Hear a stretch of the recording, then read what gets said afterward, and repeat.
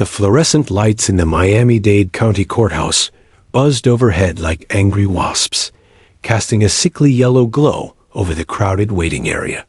3-year-old Emma Rodriguez sat on a hard plastic chair that was far too big for her tiny frame, her legs dangling several inches from the floor.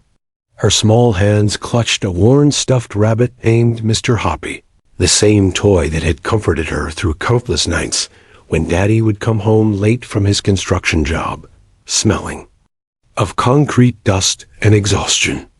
But Daddy hadn't come home at all for 3 whole days now. Emma's mother, Isabella Rodriguez, sat beside her daughter with red-rimmed eyes and tissues wadded in her trembling hands. At 28, Isabella had the kind of beauty that turned heads on the street, but today her face was etched with worry lines that seemed to age her by decades. Her long black hair, usually styled perfectly for her job at the local bank, hung limp around her shoulders. She kept checking her phone every few seconds, hoping against hope for a text message, a missed call, anything that would tell her Carlos was okay. "Mommy, when is Poppy coming home?" Emma asked for the 100th time that morning, her voice barely a whisper in the cacophony of the busy courthouse. Her dark eyes, so much like her father's, searched her mother's face for answers that Isabella didn't have. "Soon, mi amor," Isabella replied, the lie tasting bitter on her tongue. Very soon. The truth was far more terrifying. Carlos Rodriguez had disappeared on Tuesday night after leaving work at the construction site downtown. His foreman, Miguel Santos, had called Wednesday morning asking why Carlos hadn't shown up for his shift. That's when Isabella's world began to crumble. Carlos was never late for work, never missed a day, unless Emma was sick. He was the most reliable man she'd ever known. Reliable, loving, and utterly devoted to his family. The police had been less than helpful. "Give it 48 hours, Officer Janet Murphy had said dismissively when Isabella first reported him missing. "Men sometimes just need space. He'll turn up." But Isabella knew better. Carlos wouldn't leave voluntarily. Something terrible had happened, and the gnawing fear in her stomach grew stronger with each passing hour. Now, sitting in the courthouse waiting area, Isabella felt completely helpless. She'd come here to file additional paperwork, to beg someone in authority to take her husband's disappearance seriously. The detective assigned to the case, Mike Torres, had finally agreed to meet with her, but he was running late. Around them, the courthouse bustled with activity, lawyers in expensive suits hurrying past, families dealing with their own crises, and the constant stream of people who made the wheels of justice turn, however slowly. Emma had been unusually quiet all morning, which worried Isabella even more. Normally, her daughter was a chatterbox who could talk the ear off a statue, asking endless questions about everything she saw. But today, Emma seemed to sense that something was very wrong in her small world. She sat unnaturally still, occasionally, whimpering softly and asking for her daddy. That's when Officer Sarah Chun entered the courthouse with her K-9 partner. Bruno was a magnificent German shepherd, 3 years old, and at the peak of his career as a drug detection dog. His coat was a rich mixture of black and tan, his ears alert and intelligent eyes constantly scanning his environment. Officer Chun had worked with Bruno for 2 years, and they had developed the kind of partnership that made them one of the most effective K-9 teams in the Miami-Dade Police Department. Bruno had been responsible for dozens of major drug busts, his nose capable of detecting even the smallest traces of contraband. But as they walked through the courthouse lobby, something unusual happened. Bruno suddenly stopped mid-stride, his head turning sharply toward the waiting area where Emma and Isabella sat. His ears perked forward, and a low whine escaped his throat. Officer Chun felt the change in her partner immediately. Bruno was alerting to something, but not in his usual way. This wasn't his drug detection alert. This was something different, something she'd never seen before. Emma noticed the dog. Immediately. Despite her sadness, her eyes lit up with the natural fascination that children have for animals.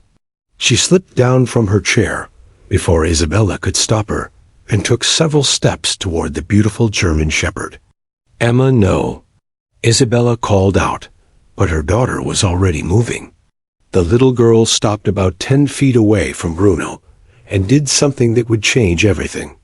She raised her tiny hand and pointed directly at the police dog, her finger steady despite her youth. The busy courthouse seemed to quiet around them, as if the universe itself was holding its breath. "That doggy knows where my daddy is," Emma declared, her voice carrying clearly across the waiting area, despite its small size.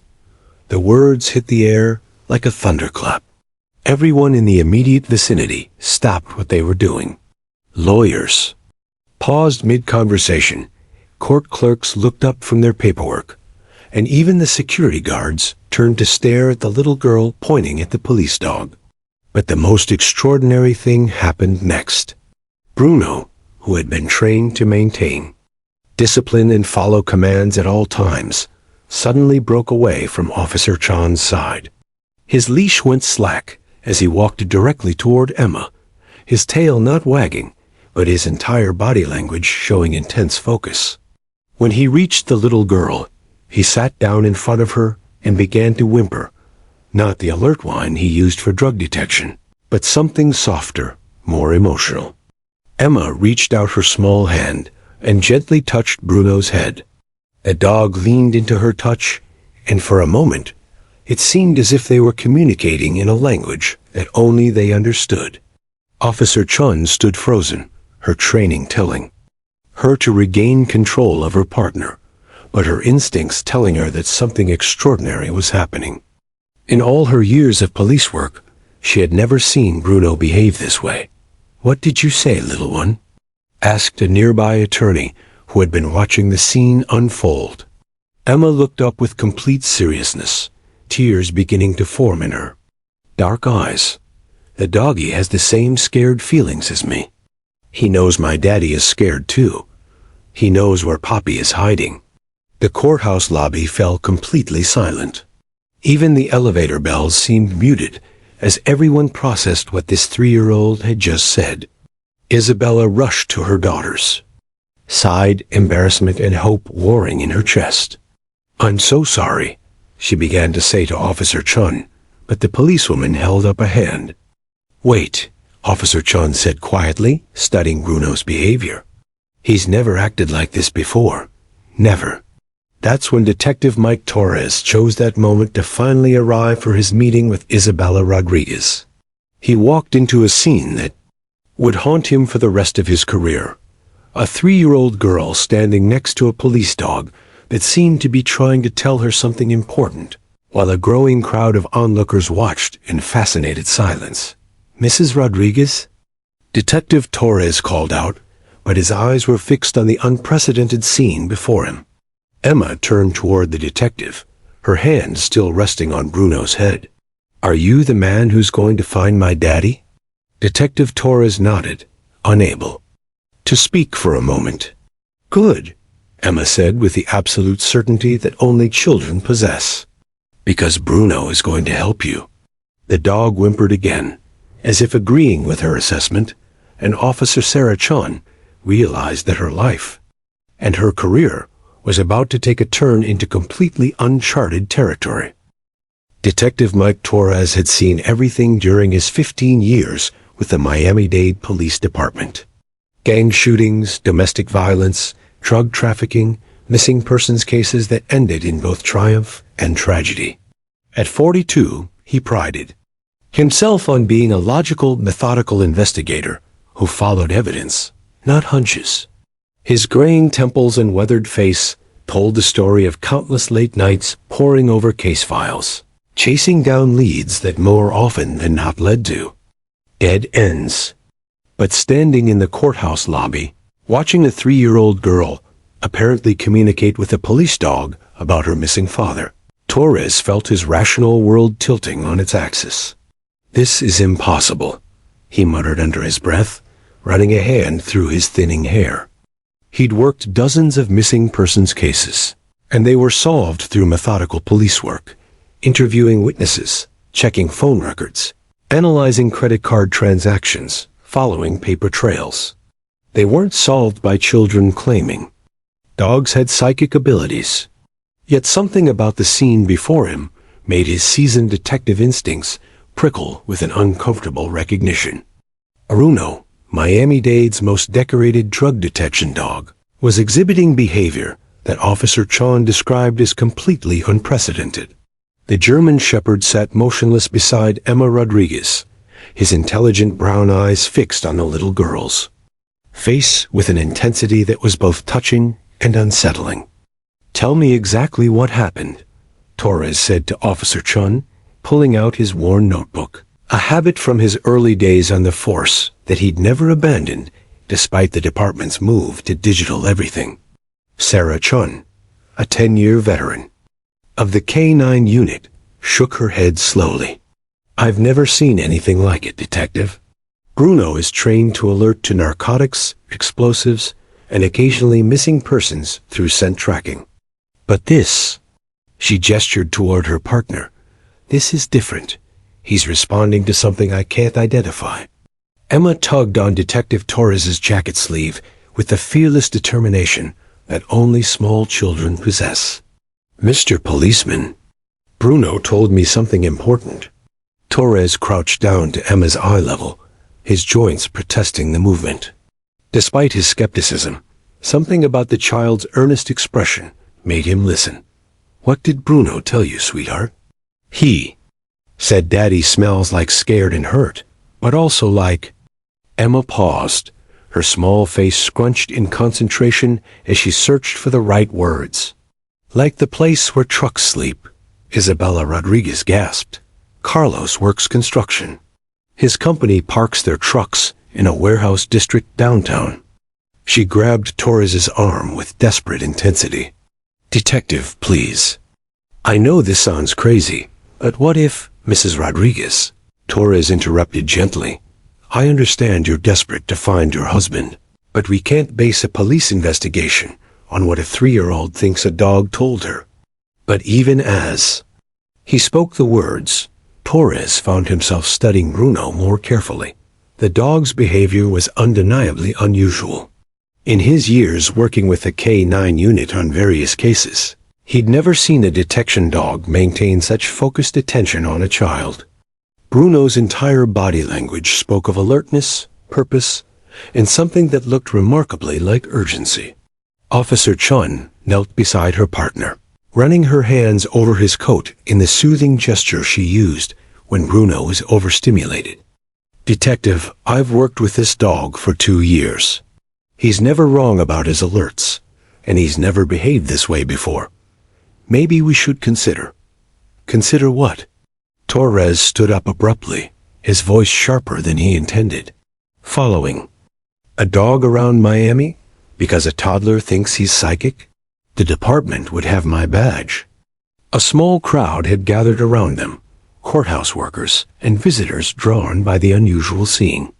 Among them was Maria Santos, a court reporter who had been working in the building for 20 years. She approached the group hesitantly. "Excuse me," Maria said softly, but I couldn't help overhearing. "Are you talking about the missing construction worker, Carlos Rodriguez?" Isabella whirled around. "Yes. Do you know something? Have you seen him?" Maria shook her head, but her expression was troubled. "No, but—" "This might sound strange, but there was something odd yesterday. I was leaving work around 6 p.m., walking to my car in the parking garage, when I heard this dog barking from somewhere in the warehouse district. It was persistent, almost frantic. I remember thinking it sounded distressed." Torres felt his pulse quicken despite himself. "Which direction?" "Southeast of here, maybe 6 or 7 blocks. Near those old textile warehouses that got converted to storage facilities." Emma suddenly broke free from her mother's hand and walked directly to Bruno. She placed her small hands on either side of the dog's head, and looked directly into his eyes. "Show them, Bruno. Show them where Daddy is." What happened next would later be described by witnesses as either miraculous or impossible, depending on their willingness to believe in forces beyond human understanding. Bruno stood up slowly, his movements deliberate and purposeful. He walked to the courthouse entrance, stopped, and looked back at the group with unmistakable intention. When no one moved, he returned to Emma, gently took the sleeve of her jacket in his mouth, and began tugging her toward the door. "He wants us to follow him," Emma announced matter-of-factly. Officer Chun's radio crackled to life. "Unit 47, what's your location?" She looked at Detective Torres with an expression that mixed professional duty with growing conviction. "Detective, I've been a cop for 10 years. I've learned to trust my instincts, and right now, every instinct I have is telling me that Bruno is trying to communicate something important." Torres felt the weight of decision pressing down on him. His rational mind screamed that this was ridiculous. Dogs didn't solve missing persons cases, and 3-year-olds weren't reliable witnesses. But his gut, the same instinct that had helped him solve dozens of cases over the years, was telling him something different. "The warehouse district is only a few minutes away," Officer Chun continued. "If we're wrong, we've wasted an hour. If we're right, ... Isabella Rodriguez stepped forward, her voice strong despite the tears streaming down her face. "Detective Torres, Carlos has been missing for 3 days. 3 days of not knowing if he's alive or dead, if he's hurt, if he's calling for help somewhere, and no one can hear him. If there's even the smallest chance that this dog knows something, I'm begging you to follow that chance." Emma walked back to Detective Torres and took his large, weathered hand in her tiny one. "Bruno's really smart, and he really wants to help. Sometimes grown-ups forget how to listen, but kids and dogs remember." Torres looked down at the little girl, then at Bruno, who sat patiently waiting with an expression that seemed almost human in its hopeful expectancy. Around them, the courthouse crowd watched in fascination, sensing they were witnessing something extraordinary. "Against my better judgment," Torres said finally, his decision surprising even himself. "Let's see where this dog wants to take us." Officer Chun immediately radioed for backup units to meet them in the warehouse district, while Isabella scooped Emma into her arms, hope and terror warring in her expression. As they walked toward the courthouse exit, Bruno trotted ahead with newfound energy, his tail high and his stride confident. Emma waved at the dog from her mother's arms. "Good boy, Bruno," she called out. "Let's go find my daddy." Detective Torres shook his head, muttering, 24 years until retirement, and now I'm following a psychic police dog. If this works, I'm buying lottery tickets for the rest of my life." But deep in his gut, beneath all his rational skepticism, Mike Torres had the strangest feeling that they were about to make the most important discovery of his career. The Miami heat hit them like a physical wall as they stepped out of the air-conditioned courthouse into the blazing afternoon sun.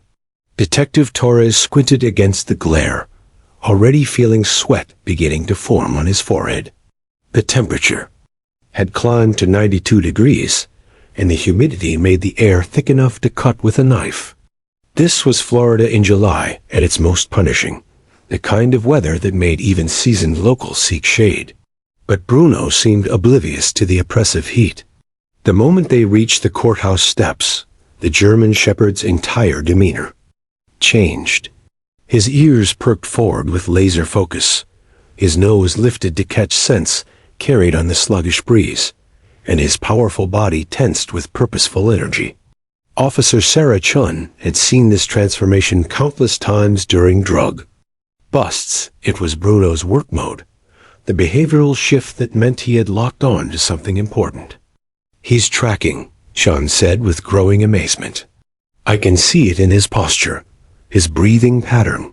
He's definitely following a scent trail." Emma wiggled in her mother's arms until Isabella set her down. The 3-year-old immediately ran. to Bruno's side, her small hand finding its way to the dog's thick coat. "He knows the way, Mommy," she said with the absolute certainty that only children possess. "Bruno can smell where Daddy went." Detective Torres felt his radio crackle against his hip. "Torres here. Detective, this is Sergeant Williams. Chun requested backup units to the warehouse district. What exactly are we looking for?" Torres paused, realizing how insane his response was going to sound. "We're following a lead. A K-9 unit believes it can track a missing person." "Copy that. Units 23 and 31 are en route to establish a perimeter."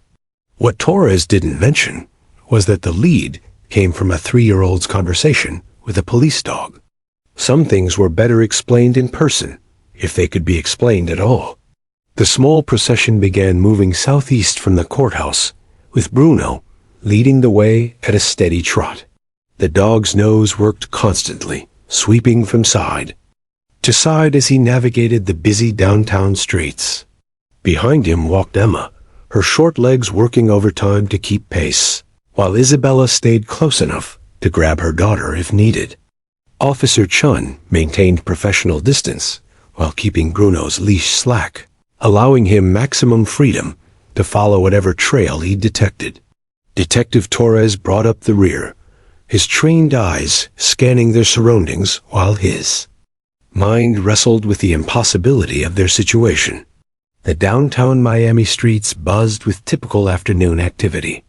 Office workers emerged from air-conditioned buildings for quick lunch runs. Construction crews took shelter in whatever shade they could find, and tourists wilted in the unforgiving sun as they tried to navigate the unfamiliar city. Most people barely glanced at their unusual group, but those who did couldn't help staring at the sight of a small girl, apparently leading a police investigation. "Detective," Chun called back as they crossed Flagler Street, "Bruno's behavior is textbook scent tracking. His pace, his breathing, the way he's working his nose. This is exactly how he behaves when following a drug courier's trail." Torres nodded grimly.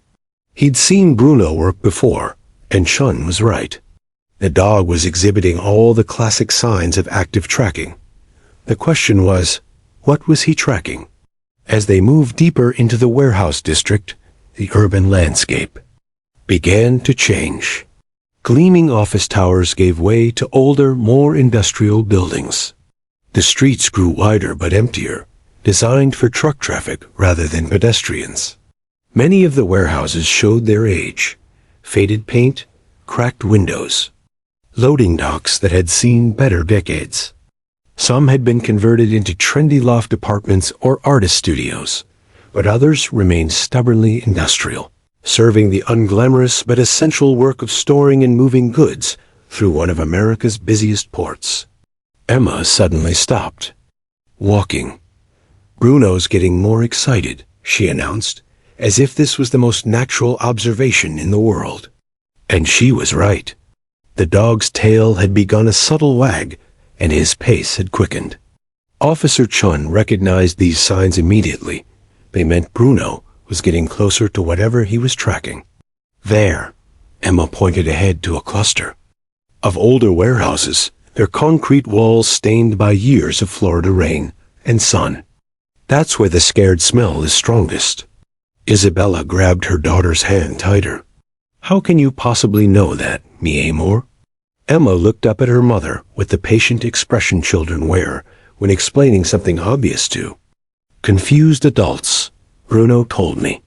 Not with words, Mommy, with feelings. Dogs are really good at feelings."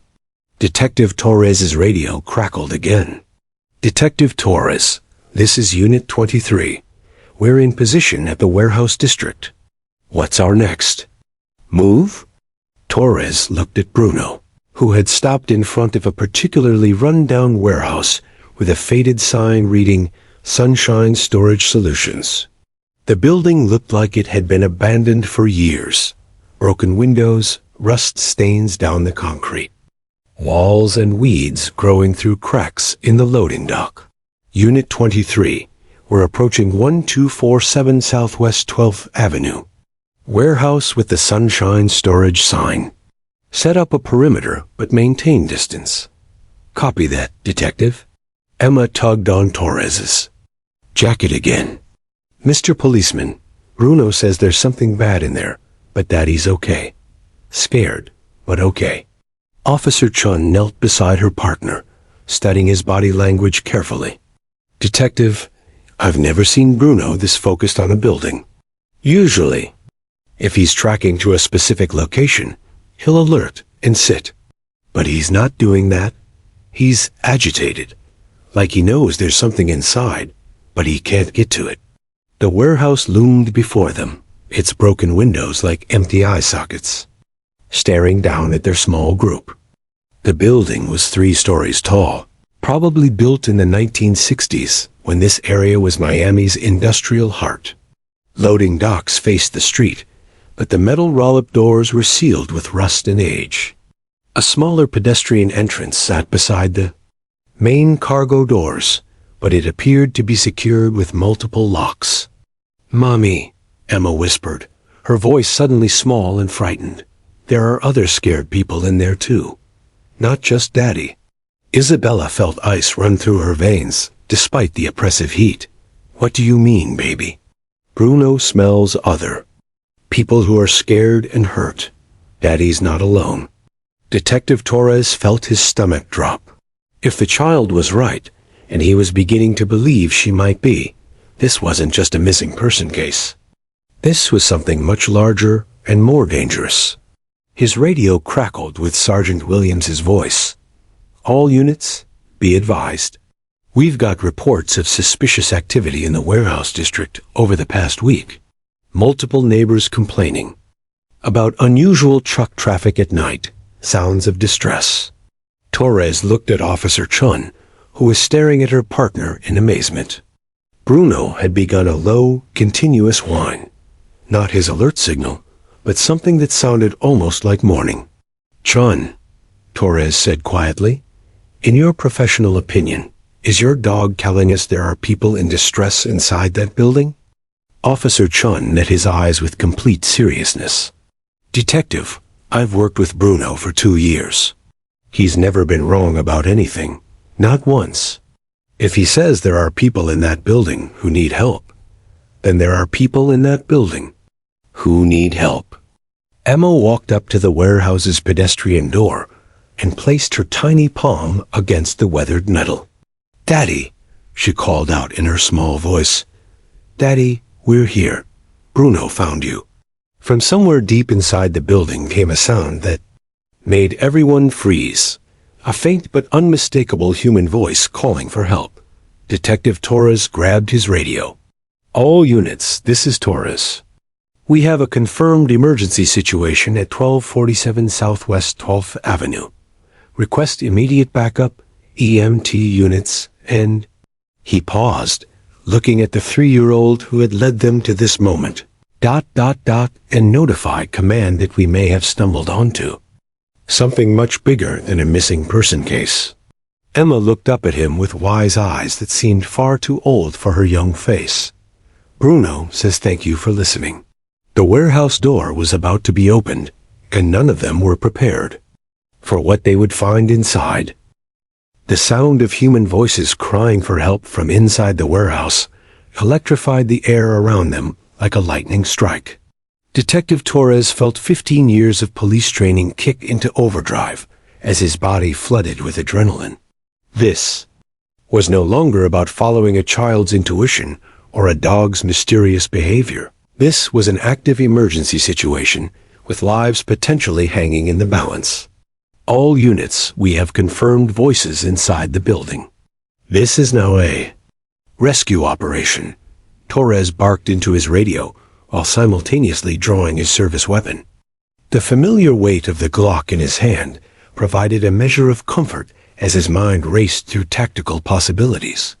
Officer Chun immediately positioned herself between Emma and the warehouse entrance, her own weapon drawn as she maintained control of Bruno's leash.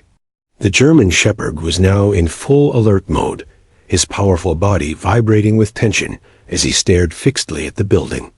Every instinct the dog possessed was screaming that something was very wrong inside that warehouse.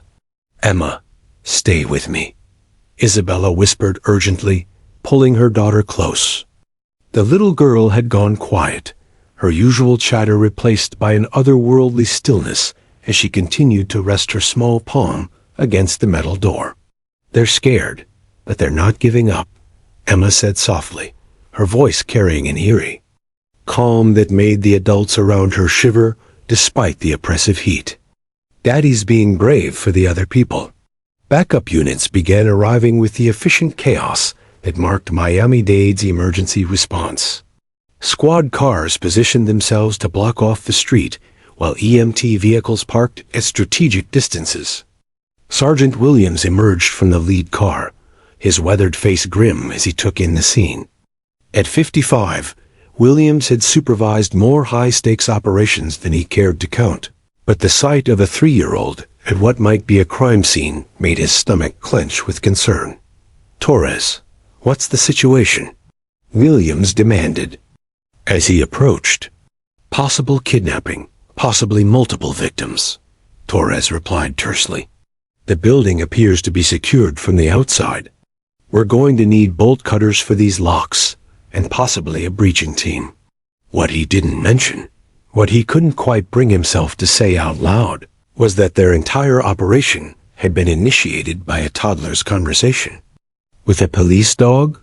Some explanations would have to wait until after they'd dealt with whatever was inside that warehouse. Emma suddenly stepped away from the door, her dark eyes wide with urgency. "They need to hurry," she announced to the gathering crowd of police officers. "The bad men are coming back soon." Officer Chun felt Bruno tense beneath her hand. The dog's behavior had shifted again. Instead of the focused tracking energy he'd displayed earlier, he was now exhibiting signs of aggressive alertness. His ears were pinned forward, his lips pulled back slightly to reveal white teeth, and a low growl rumbled in his chest. "Detective," Chun called out. Bruno switched to defensive mode. "In my experience, that means he's detecting an immediate threat."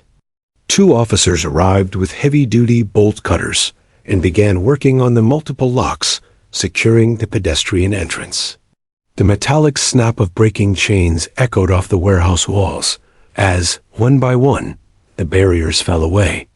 With each lock removed, the voices from inside grew slightly louder, definitely human, definitely distressed, and definitely plural. Emma walked up to Detective Torres and tugged on his jacket with urgent insistence. "Mr. Policeman, Bruno says there's a scary man coming back with a big truck. We need to get Daddy and the other people out now." Torres felt his blood run cold.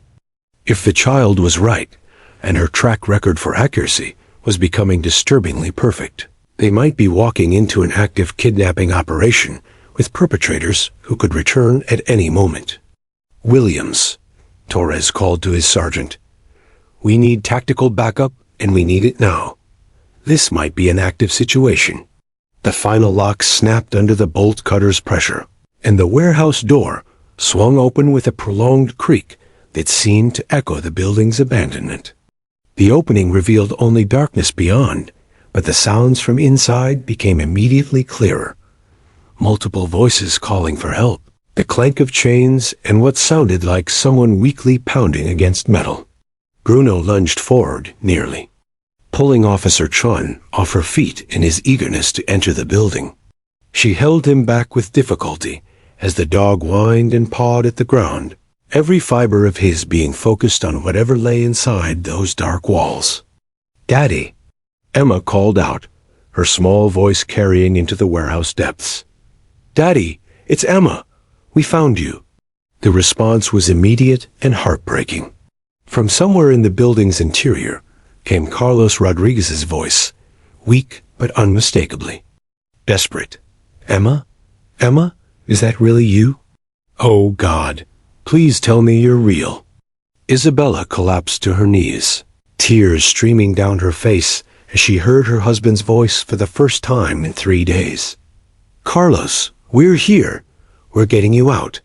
Detective Torres signaled for his officers to prepare for entry, while M. Tadeusz moved into position. The tactical team was still minutes away, but the voices inside suggested they couldn't wait. People were in immediate distress, and every second could be crucial. As the first officers prepared to enter with flashlights drawn, Emma made an announcement. That sent chills down everyone's spine. "Bruno says there are 6 people inside. Daddy and 5 others. They're chained up in the dark, and they haven't had water for a long time." Officer Chun stared at her partner in amazement. Bruno couldn't possibly count the number of people inside a building, could he? But then again, 24 hours ago, she would have said that dogs couldn't lead police to missing persons either. "One more thing," Emma added with a matter-of-fact tone she might use to comment on the weather. "The scary man with the truck will be back in 15 minutes. He has more people with him that he wants to bring here." Detective Torres felt the weight of impossible decisions pressing down on him. They were about to enter an unknown building based on intelligence provided by a 3-year-old and a police dog, racing against a timeline that defied all rational explanation. But as the first officer stepped through the warehouse entrance, and his flashlight beam illuminated the interior, Torres heard him gasp over the radio, "Jesus Christ. We've got multiple victims down here, chained to support beams, requesting immediate medical assistance." Emma looked up at Detective Torres with eyes that seemed far too wise for her age. "See? Bruno never lies." From inside the warehouse came Carlos Rodriguez's voice, stronger now with hope. "There are 6 of us. They took us from different job sites. Please hurry. They said they're moving us tonight."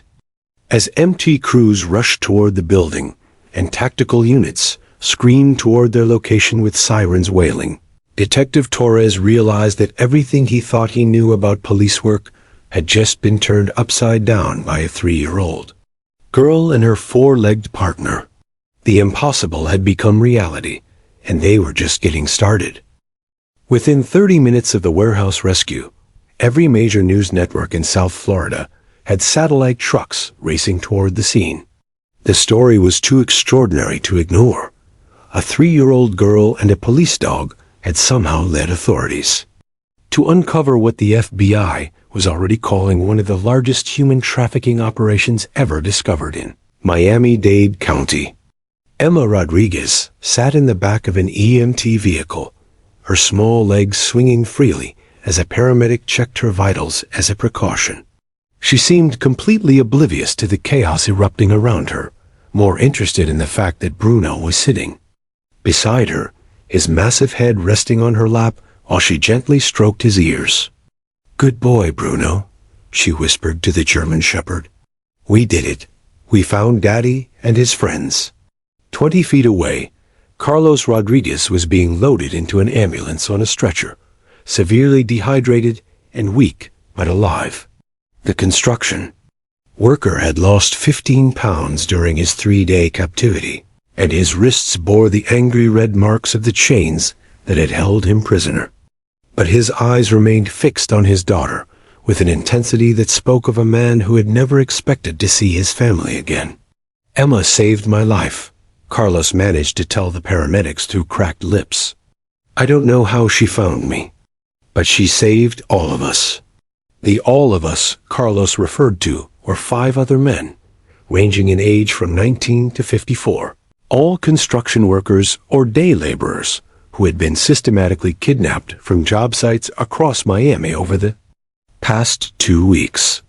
A trafficking operation, as FBI Special Agent Patricia Vega would later explain to the media, had been targeting undocumented workers, specifically because their disappearances were less likely to be reported to authorities. "This is Agent Vega," the FBI's lead investigator announced to the growing crowd of reporters, her voice carrying the authority of someone who had spent 15 years dismantling criminal organizations. "I can confirm that we have rescued 6 victims of human trafficking and are actively pursuing multiple suspects in connection with what appears to be a sophisticated criminal enterprise. What Agent Vega didn't mention, what she was still trying to understand herself, was how the entire operation had been blown wide open by a 3-year-old's conversation with a police dog. The first news van to arrive belonged to Channel 7, and reporter Jessica Martinez immediately recognized the story's unprecedented nature. She had covered crime in Miami for 8 years, but nothing had prepared her for the sight of a toddler being interviewed by FBI agents while a police dog sat protectively beside her. This is Jessica Martinez reporting live from what can only be described as a miracle in downtown Miami. She began her broadcast, the warehouse serving as a dramatic backdrop. Just hours ago, 3-year-old Emma Rodriguez led police to this abandoned warehouse where authorities discovered 6 victims of human trafficking, including her own father, who had been missing for 3 days. Within minutes, the story was trending on every social media platform. #EmmaandBruno became a worldwide hashtag as people struggled to process the implications of what had happened. Videos taken by courthouse witnesses of Emma's initial interaction with Bruno began circulating, showing the moment when the little girl had pointed at the police dog and declared that he knew where her father was. Dr. Rachel Kim, a child psychologist at the University of Miami, found herself fielding calls from news producers within an hour of the story breaking. Her expertise in child development and animal-human bonds made her the go-to expert for explaining the inexplicable. What we're seeing here challenges our understanding of both childhood cognition and interspecies communication, Dr. Kim explained during a live television interview. Children, particularly very young children, often demonstrate heightened sensitivity to emotional and environmental cues that adults have learned to filter out. Combined with the extraordinary sensory capabilities of trained dogs, it's possible that Emma was interpreting signals that the rest of us simply couldn't perceive. But even Dr. Kim's scientific explanation couldn't fully account for Emma's uncanny accuracy. The child had not only led police to the correct building, but had provided specific details about the number of victims, their condition, and even a timeline for the trafficker's return that proved to be accurate within minutes. The international media attention intensified when security footage from the courthouse was released, showing the exact moment when Emma had pointed at Bruno and made her declaration. The footage, captured from multiple angles, showed the immediate change in the dog's behavior and the growing crowd of witnesses who had watched the extraordinary scene unfold. Emma, meanwhile, seemed genuinely puzzled by all the attention. When CNN correspondent Maria Santos asked her how she had known where to find her father, the 3-year-old's response was delivered with the matter-of-fact tone that only children possess. "Bruno told me," Emma said simply, her small hand resting on the German Shepherd's head. "Dogs are really good at finding people who are scared. Bruno has a very good nose and a very good heart."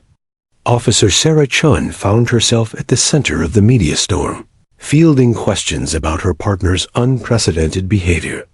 As one of Miami-Dade's most experienced canine handlers, she had worked with Bruno for 2 years and had never seen anything remotely similar to what had occurred. "In all my years working with detection dogs," Chun told a gathering of reporters, "I've never witnessed behavior like what Bruno displayed today." He seemed to understand that Emma needed help, and he responded in a way that goes beyond his training. It's almost as if he recognized her emotional distress and decided to act on it. The story's emotional impact was amplified by the rescue footage showing Carlos Rodriguez's reunion with his daughter. The moment when Emma ran to her father's stretcher and took his hand while he whispered, "Thank you for finding me. Me, Amor," was broadcast around the world, bringing tears to the eyes of viewers who had never heard of the Rodriguez family before.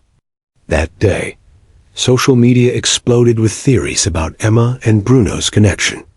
Some attributed it to divine intervention, others to an extraordinary coincidence, and still others to psychological phenomena that science had yet to fully understand.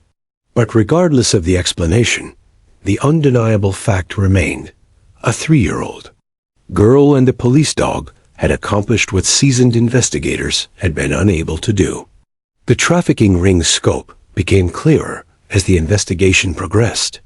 FBI agents discovered that the warehouse had been used to hold victims before, transporting them to forced labor operations across the southeastern United States. The timing of the rescue had been crucial. Emma's warning about the traffickers' return proved accurate when 3 suspects were arrested attempting to access the building just 20 minutes after the victims had been freed. As the sun set over Miami, painting the sky in shades of orange and pink, Emma Rodriguez sat in a hospital waiting room while doctors examined her father. Bruno lay beside her chair, still wearing his official canine vest, but looking more like a beloved family pet than a working police dog. "Will you be my friend forever?" Emma asked the German shepherd, her voice soft with exhaustion. Bruno's tail thumped against the floor twice, and somehow everyone in the room understood that his answer was yes. The story was far from over. The world wanted to know more about the little girl who talked to dogs, and the implications of what had happened would resonate far beyond Miami's city limits. 3 weeks after the warehouse rescue, the same Miami-Dade courthouse that had witnessed Emma and Bruno's first miraculous encounter was transformed into the epicenter of one of the most extraordinary legal proceedings in American history.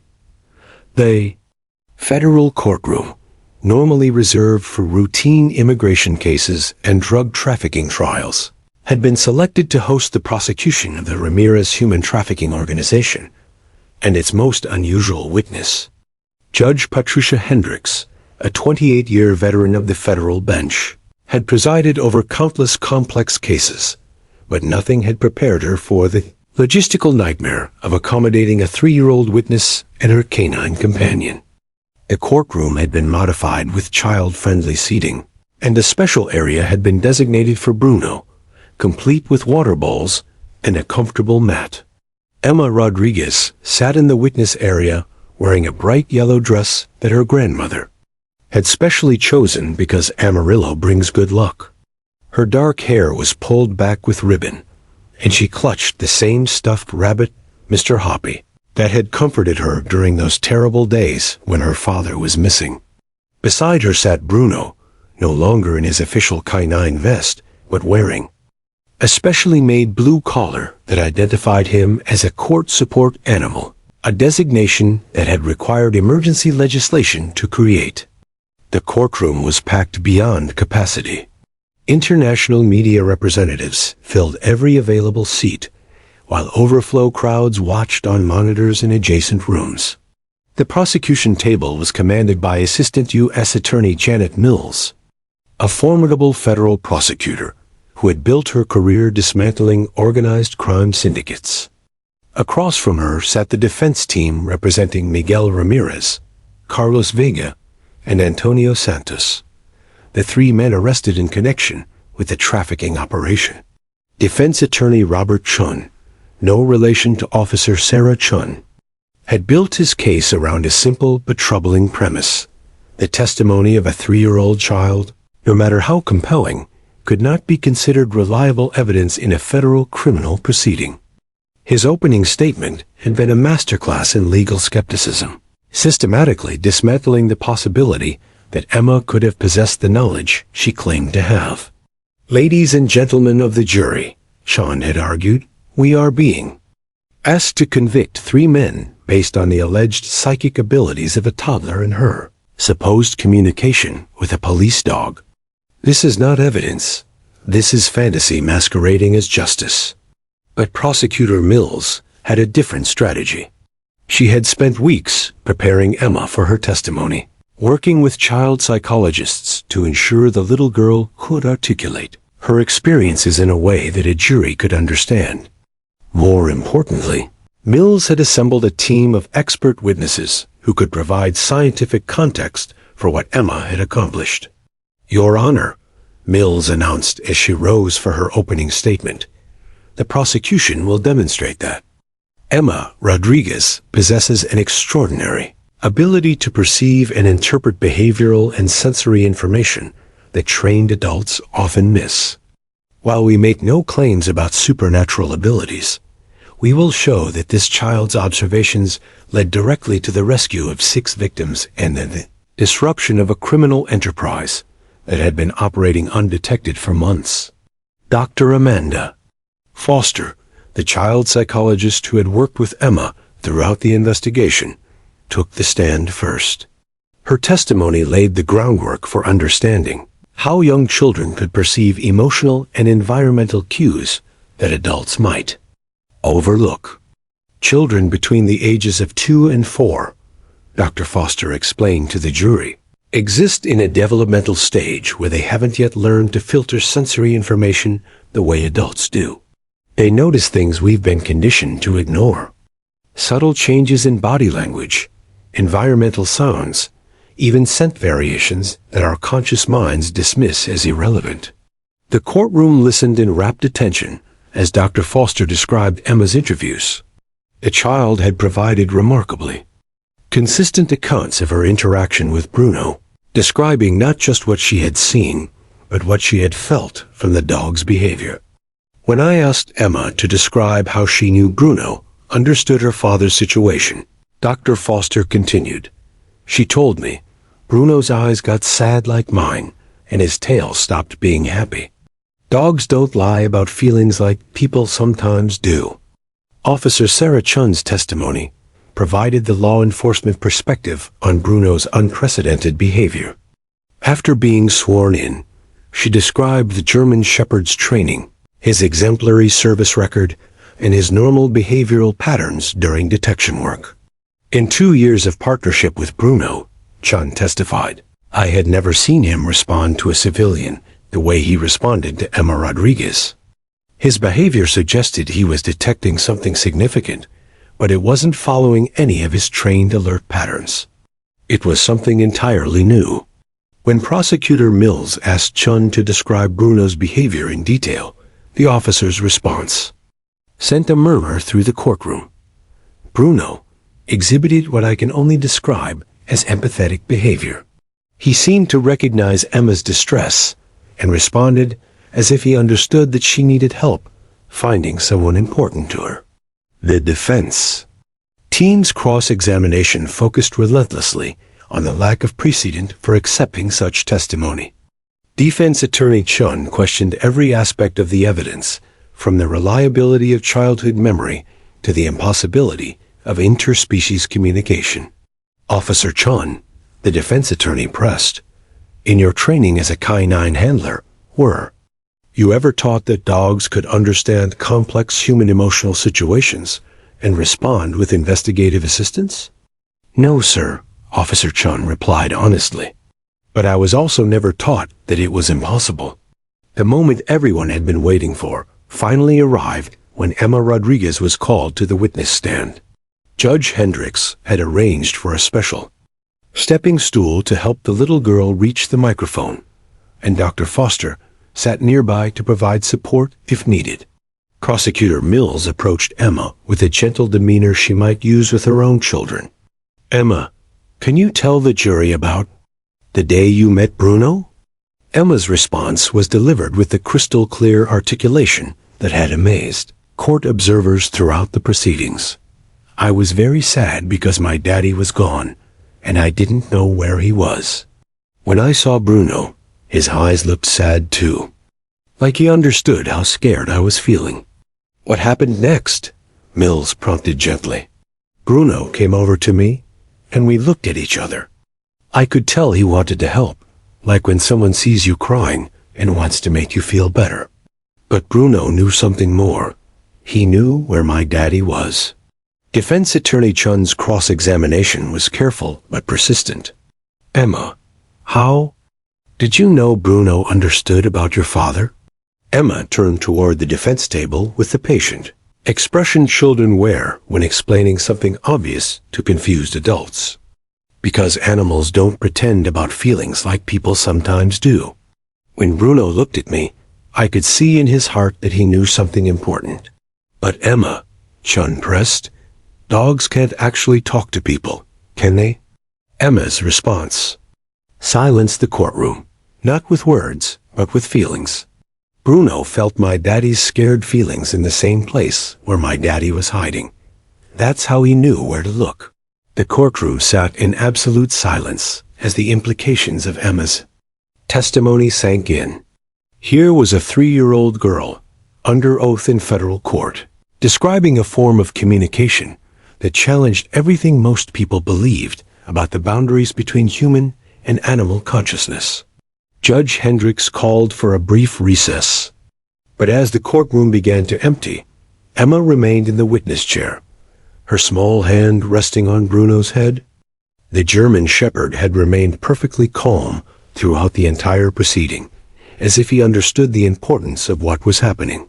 Bruno says thank you for believing us, Emma announced to the nearly empty courtroom, her voice carrying clearly in the sudden quiet.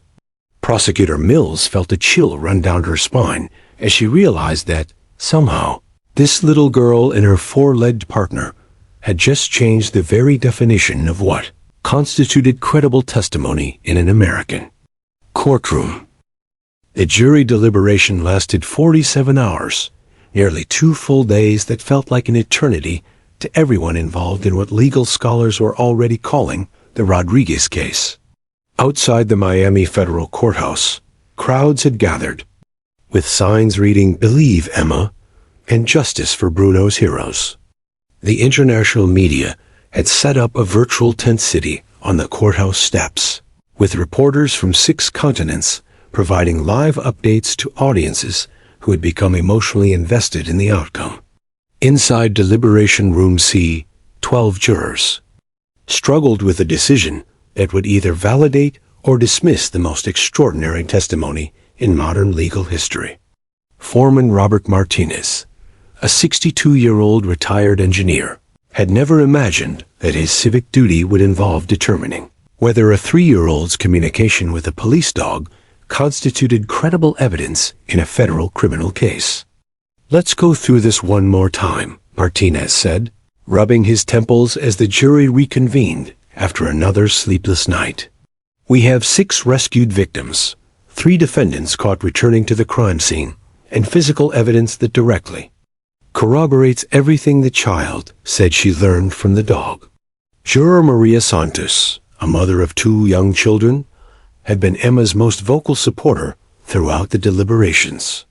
"I keep coming back to the timeline," she said, spreading the evidence photos across the conference table. Emma told police the traffickers would return in 15 minutes. They were arrested 14 minutes later, attempting to access the warehouse. How could a 3-year-old possibly have known that unless she was getting information from some source we don't understand? But juror David Chun, no relation to Officer Sarah Chun or defense attorney Robert Chun, remained skeptical. As a professor of psychology at Florida International University, he understood both the capabilities and limitations of childhood cognition. Children can be remarkably perceptive, he argued, but what we're being asked to believe goes beyond perception into the realm of the impossible. The breakthrough came when juror Angela Rivera, a veterinary technician with 15 years of experience working with service animals, offered a perspective that nobody else in the room possessed. "I've seen dogs detect seizures before they happen, alert to diabetic episodes, and even identify certain types of cancer through scent alone," she explained.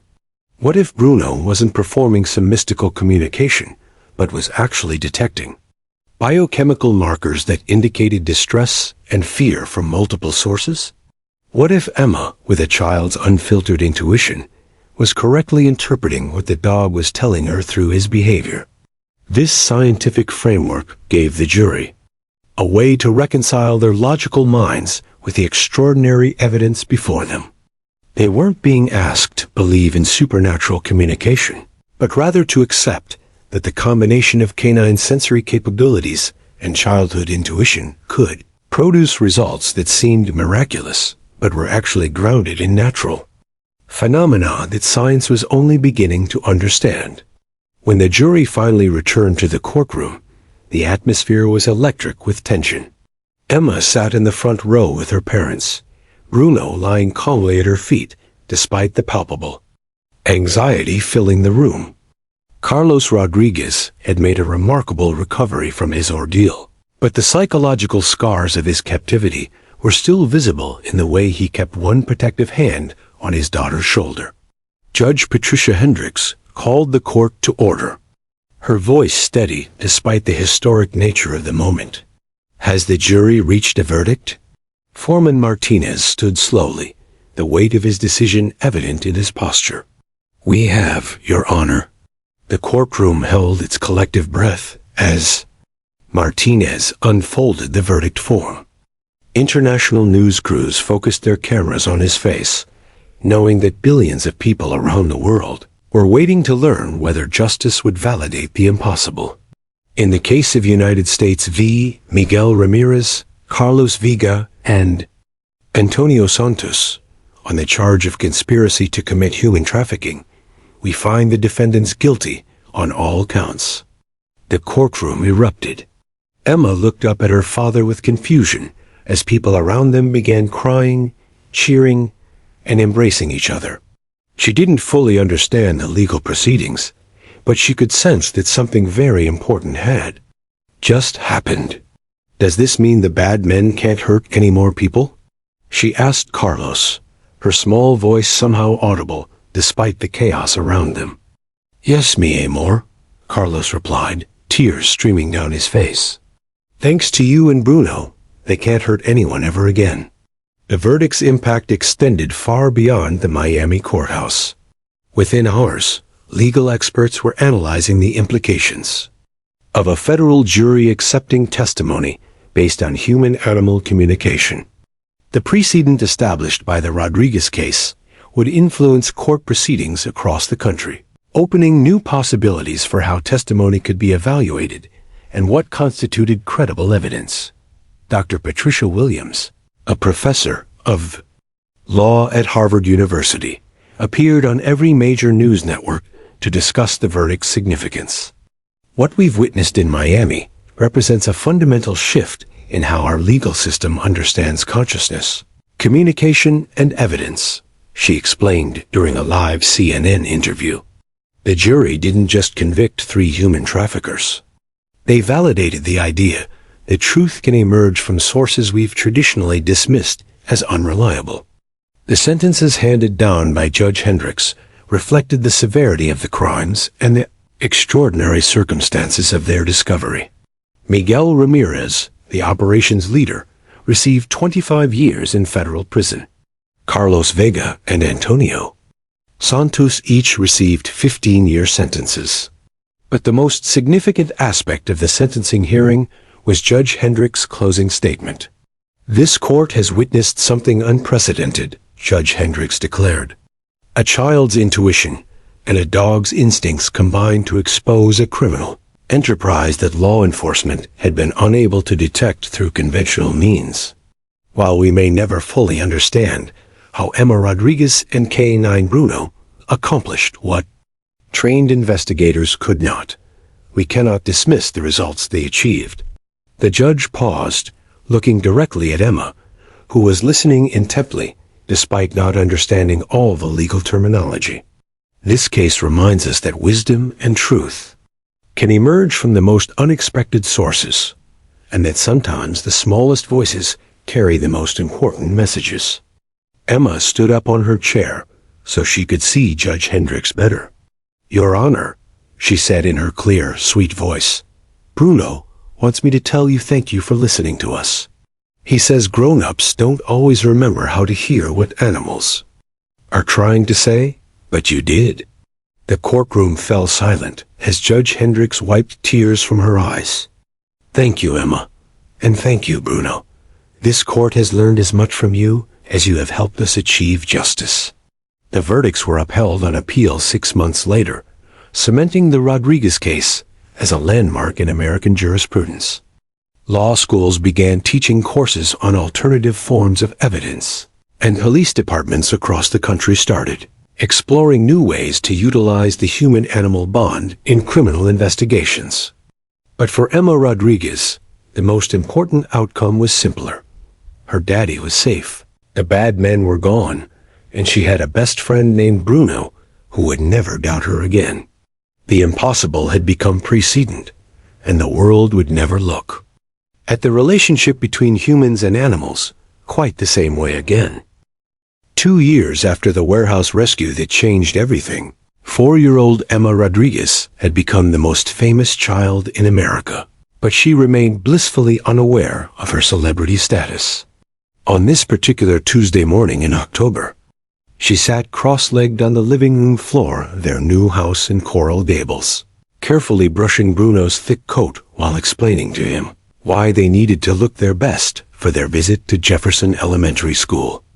"Today we're going to tell the kids about listening with their hearts," Emma said seriously, working through a particularly stubborn tangle behind Bruno's ear. The German shepherd submitted patiently to her ministrations, his tail occasionally thumping against the hardwood floor in contentment. At 5 years old, Bruno had officially retired from active police duty, but his new career as Emma's partner in what the media had dubbed their empathy education tour kept him busier than ever. The Rodriguez family had moved to the upscale neighborhood 6 months earlier, their new life funded by book deals, speaking engagements, and a trust fund established by donations from people around the world who had been touched by Emma's story. Carlos had left construction work to become a full-time advocate for missing persons families, while Isabella had started a non-profit organization called Listen to the Children that trained law enforcement officers to take seriously the observations of young witnesses. "Emma, mi amor, are you ready?" Isabella called from the kitchen, where she was packing the special treats that Bruno would need for his school visits. The German shepherd had developed quite a following among children, who seemed to instinctively understand that he was different from other dogs, that he possessed an unusual capacity for emotional connection. Dr. Rachel Kim, the child psychologist who had first explained Emma's abilities to the world, had spent the past 2 years studying the phenomenon that the scientific community now called cross-species emotional resonance. Her research had attracted international attention and funding, as scientists tried to understand how some individuals could form communicative bonds with animals that transcended traditional understanding. What Emma and Bruno demonstrated. Dr. Kim explained during a recent interview with 60 Minutes, challenges our fundamental assumptions about consciousness, empathy, and communication. We're discovering that emotional intelligence can manifest in ways that our current scientific models barely begin to describe. The morning school visit was part of a program that Emma and Bruno had been conducting for 8 months.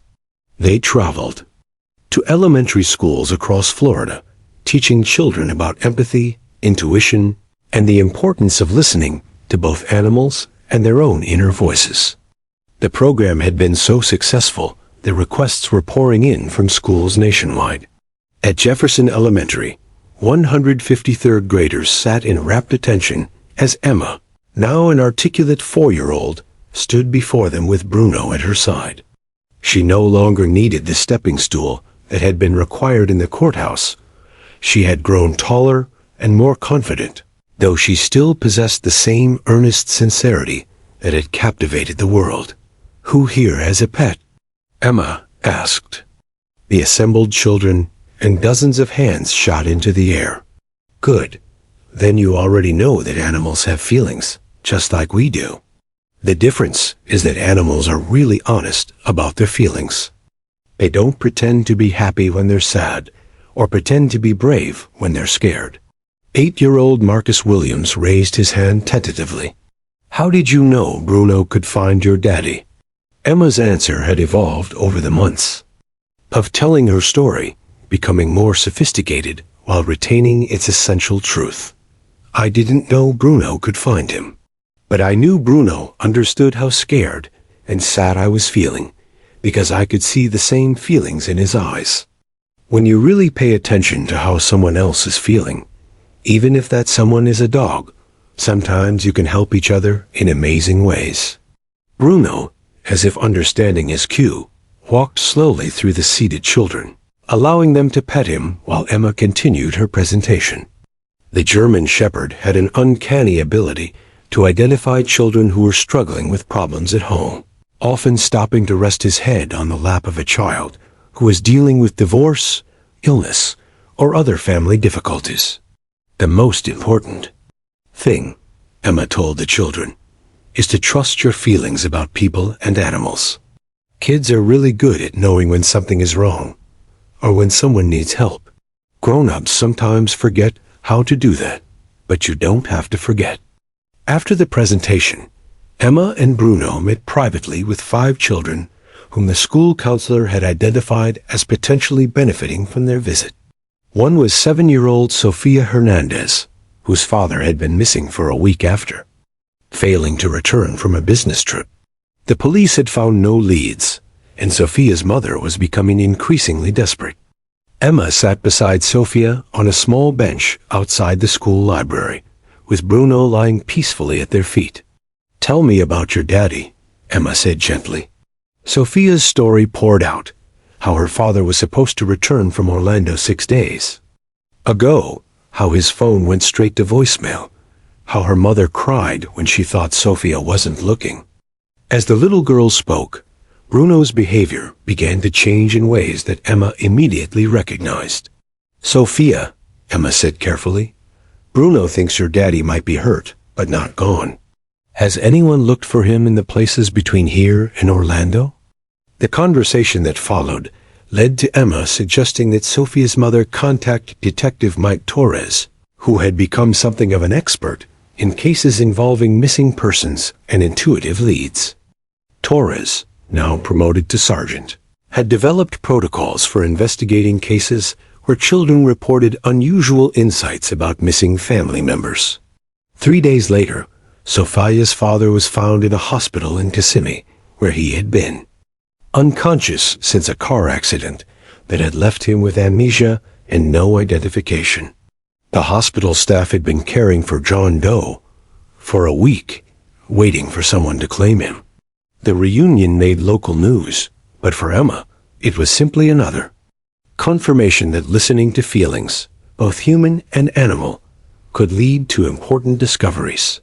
She was too young to understand the broader implications of her abilities, but old enough to know that helping people find their families was important work. That evening, as Emma brushed her teeth before bed, she looked at her reflection in the bathroom mirror and practiced the words she had been learning for her upcoming television appearance. Tomorrow, she and Bruno would be featured on Good Morning America, discussing their new children's book, Bruno Knows, a story about listening with your heart. "Mommy," Emma called as Isabella tucked her into bed. "When I grow up, I want to help all the missing people find their families." Isabella smiled and kissed her daughter's forehead. "I think you're already doing that, mi amor." Bruno padded into the bedroom and settled onto the large dog bed that had been placed beside Emma's bed. The German Shepherd had become fiercely protective of his young partner, sleeping near her every night and accompanying her everywhere during the day. "Good night, Bruno," Emma whispered in the darkness. "Thank you for teaching me how to listen." Bruno's tail thumped twice against his bed, and somehow Isabella knew that the dog was saying thank you right back.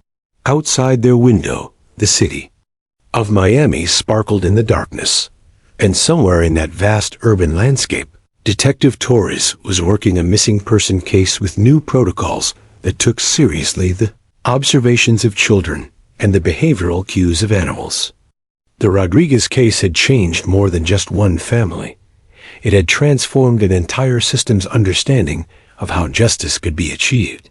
Emma Rodriguez and Bruno had proven that miracles weren't supernatural events, but rather the natural result of paying attention to the world with an open heart and an unfiltered mind.